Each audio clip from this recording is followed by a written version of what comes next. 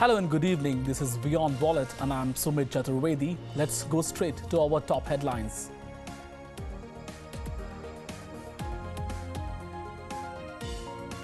Finance Minister Arun Jaitley today tabled a batch of supplementary goods and services tax legislations in Lok Sabha for meeting implementation deadline of July 1st.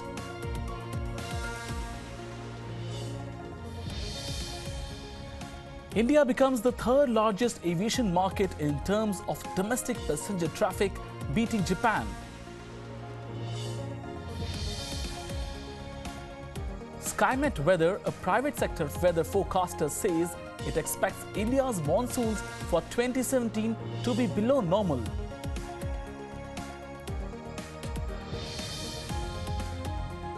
And Nissan India launches the new Tyranno 2017 today.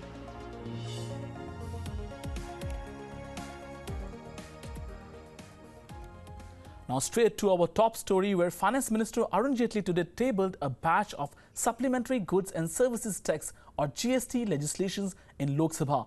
The discussion on the four bills, CGST, IGST, UTGST and the compensation law could be taken up on Tuesday now. The SGST has been prepared as a model of central GST, with each state incorporating state-specific exemptions. The integrated GST or IGST deals in taxation of interstate movement of goods and services, while the Union Territory GST or UTGST bill covers taxation in the UTs or Union Territories. The compensation law has been prepared to give a legislative backing to centre's promise to compensate the states for 5 years for any revenue loss arising out of GST implementation. The government is looking at the passage of GST bills in the lower house by March 29 or latest by March 30. We are joined by our chief domestic correspondent Karthikeya Sharma for more on this.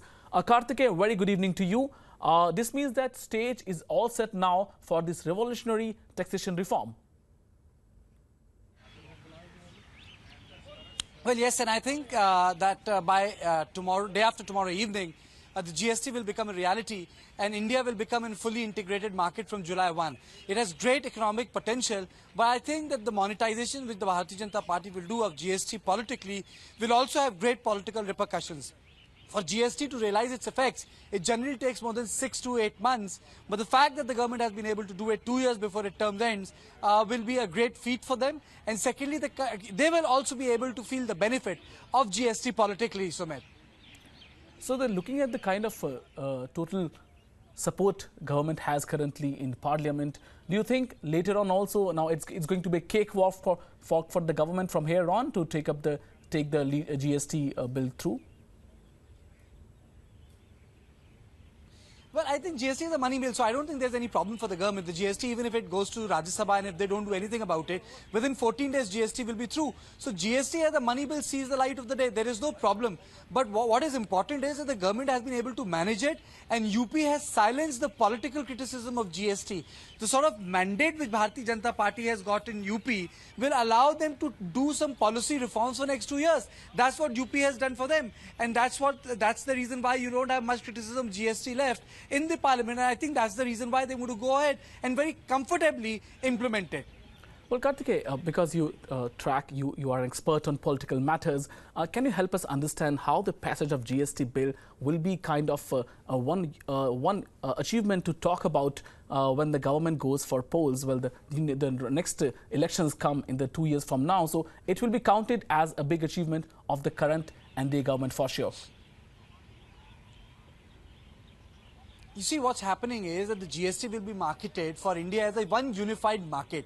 GST will be propagated by the Prime Minister as one of his most important achievements. In fact, the government will go into a hyperdrive after 12th of April when the budget session of the Parliament ends, only to propagate the virtues of GST. So GST in terms of single window for all the taxes is going to spurt and create an impetus for growth. If the growth comes, then you will have jobs. And when you will have jobs, the economy will do well and the BJP obviously will benefit from it. So GST is another way. It's, for example, Ujjwala scheme. Now, Ujjwala is a gas scheme, but worked so much for Bharatiya Janata Party that so many people voted for BJP in UP. Similarly, GST has the potential to create new voter base for Bharatiya Janata Party.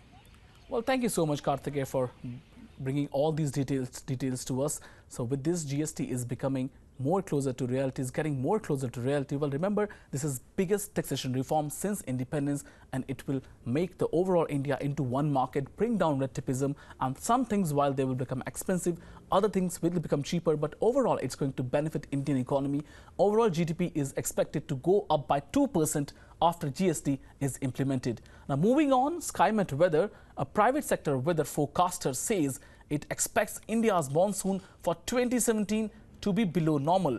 Monsoons are important for Indian economy as agriculture still largely is dependent on the weather phenomena.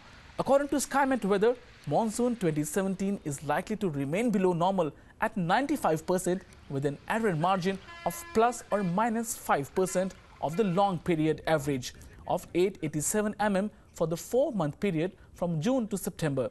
This may cause trouble for farmers and decide the fate of kharif crop that depends heavily on performance of the southwest monsoon. Moving to latest from the auto space, where Nissan India has launched the new Tyranno 2017 today in the Indian market. The facelifted Tyranno has been priced between rupees 9.99 lakh to rupees 14.2 lakh. The SUV receives minor updates at the exterior and more extensive changes in the interior. Under the bonnet, the 2017 Tyranno is expected to feature the same engine options, which is a 1.6-litre petrol engine and 1.5-litre diesel engine. On the exterior, Tyranno is expected to get updates such as LED DRLS, which is daytime running lamps, redesigned LED tail lamps and redesigned bumpers. Let's hear what the president of Nissan had to say on this occasion. Our new Tyranno, Nissan Tyranno, is coming with a total of 22 new features. I think what we concentrated on is mainly on the convenience. For example, you have a touch screen inside the car. You have also steering control for the volume, for the phone. You have a speed limiter also on the steering wheel. You've got over and above the APS, airbags, brake emergency assist. You have the ESP. So there's a lot of new features coming in our new Tyranno. Staying with the auto space, Chinese automaker Chery has filed a complaint against Mercedes over the use of EQ name for the line on green energy vehicles. China's central government promotes green cars to fight urban smog. Mercedes showed a concept car as part of its electric vehicle last year, saying it would build its first EQ car in Germany by 2020. A ruling in Chery's favor would be a blow for Mercedes in a key market, which is China. For all the luxury car players in the whole world, China is the biggest market, and this will come as a blow to Mercedes, which is German luxury car player.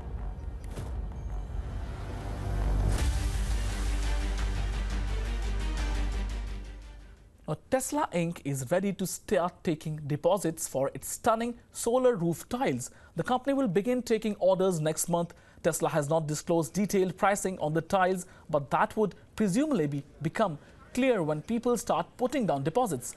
Installations will begin in mid of 2017. The roof tiles are made of textured glass. From most viewing angles, they look just like ordinary shingles, but they allow light to pass through from above onto a standard flat solar cell. Well, this is being counted as one of the revolutionary features which Tesla has invented so far.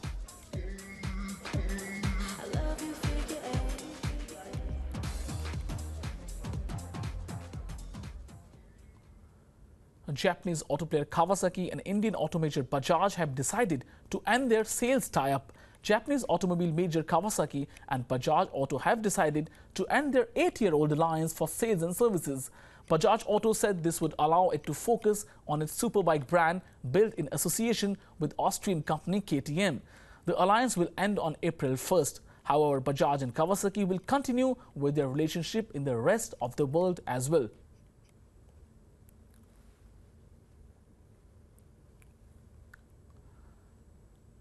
Now, the total workforce of country's largest lender, State Bank of India, will see a reduction over the next 2 years after the merger with 6 entities, owing to attrition, reduced hiring and digitization.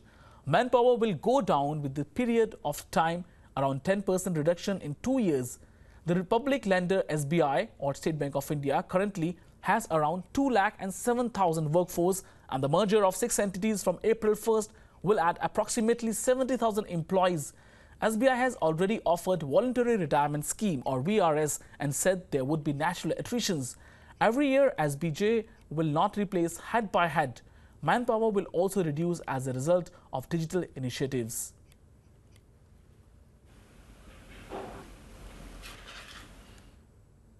Now, India has become the third largest aviation market in terms of domestic passenger traffic, beating Japan. India's domestic air passenger traffic stood at 100 million in 2016 and was behind only US, which was 719 million, and China, which had 436 million passenger traffic. Sydney-based aviation think tank Centre for Asia-Pacific Aviation CAPA has said that in its latest report. India acquired the third spot globally by unseating Japan, which flew 97 million domestic passengers in 2016. Domestic air traffic has shown a consistent growth of 20 to 25% throughout 2015 and 2016, peaking in January this year at 25.13%. However, the domestic travel demand rose 16% in February this year, ending the long streak of over 20% growth. According to CAPA, India, which enjoyed the fourth position in terms of overall air passenger traffic along with UK, has also inched closer to becoming the third largest one market by March next year.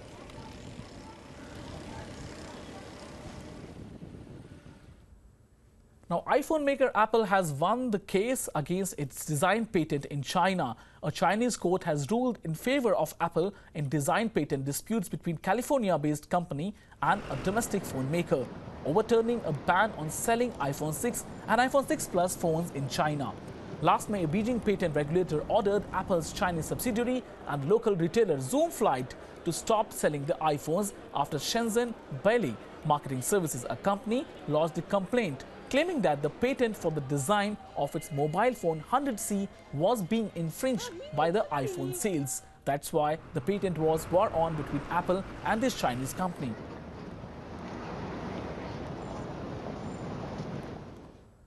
Now, Uber Technologies has suspended its pilot program for driverless cars after a vehicle equipped with the nascent technology crashed on an Arizona roadway. The accident, the latest involving a self-driving vehicle operated by one of several companies experimenting with autonomous vehicles, caused no serious injuries. Uber said even so, the company said it was grounding driverless cars involved in a pilot program in Arizona, Pittsburgh and San Francisco, pending the outcome of investigation into the crash on Friday evening in the Tempe. The accident occurred when the driver of a second vehicle failed to yield to the Uber vehicle while making a turn. Two safety drivers were in front seats of the Uber car, which was in self-driving mode. At the time of the crash, Uber said in an email a standard requirement for its self-driving vehicles, the back seat was empty. When Uber launched the pilot program in Pittsburgh last year, it said the driverless car required human intervention in many conditions, including bad weather. It also said the new technology had the potential to reduce the number of traffic accidents in the country.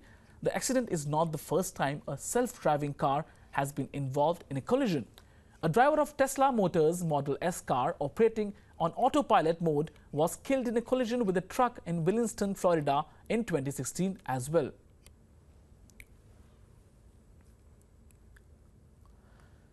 Now back to auto space, where Chennai-based TVS Motors has surpassed Hero MotoCorp as second largest scooter seller in India during financial year 17.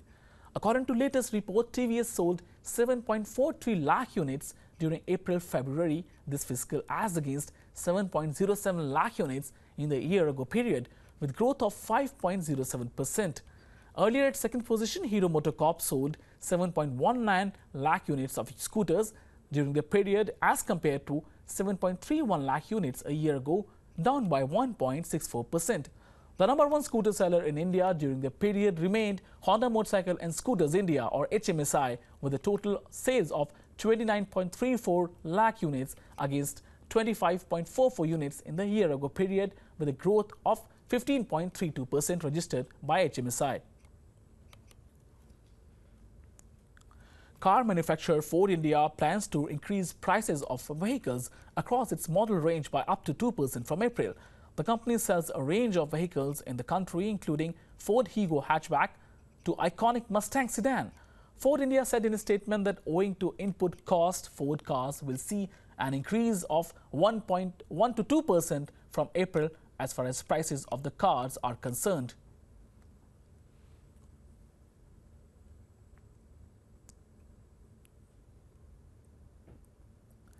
Now, the government has rearranged and renamed its indirect tax body as it aims to roll out the goods and services tax from 1st July. The Central Board of Excise and Customs, which is a part of Department of Revenue in the Finance Ministry, will now be called Central Board of Indirect Taxes. Finance Minister Arun Jaitley said in a statement. The reorganized body will assist the government in framing policy for GST, Central Excise Levy and Customs as well.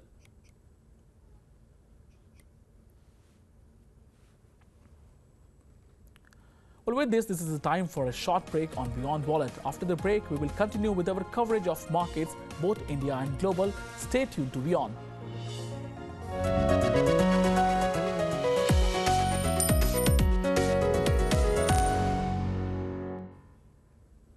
Welcome back to Beyond Wallet after the break and straight to our markets coverage, where equity benchmarks in India have begun the week on a weak note, with indices falling over 0.5%. Losses in index heavyweights, weak global cues and concerns on poor monsoon forecast have dragged the indices lower. The 30-share Sensex was down 184.25 points, ending at 29,237 points, while the Nifty was down 62 points at 9045. The market breadth indicated negativity. Also, the global markets were down today, with CAC, DAC and even FTSE all ending in red and all are down. To talk more on the markets and the strategies ahead, we are joined by our guest Ashish Andani from Trified Research. Well, good evening, Mr. Andani. We would like to know from your side, how do you see this trade panning out over the next few days? Today is the first day of the trading and markets have really come down. What is the expectation you have over the next few days? Yeah, if we talk about Nifty specifically, Nifty is not able to sustain the 9100 mark on the charts. And we saw today that it opened a gap lower, mainly due to the several concerns which was pointed out. Also, another concern which I think is the opening of US market, which I think will be in the negative of the healthcare bill, the Trump government. So I think there is negative sentiment going on in the equity markets. On the 9010 would be an important market. Still have to see where Reliance pans out. The interesting trade with Reliance very connected, almost 3%, 2.5%. I think that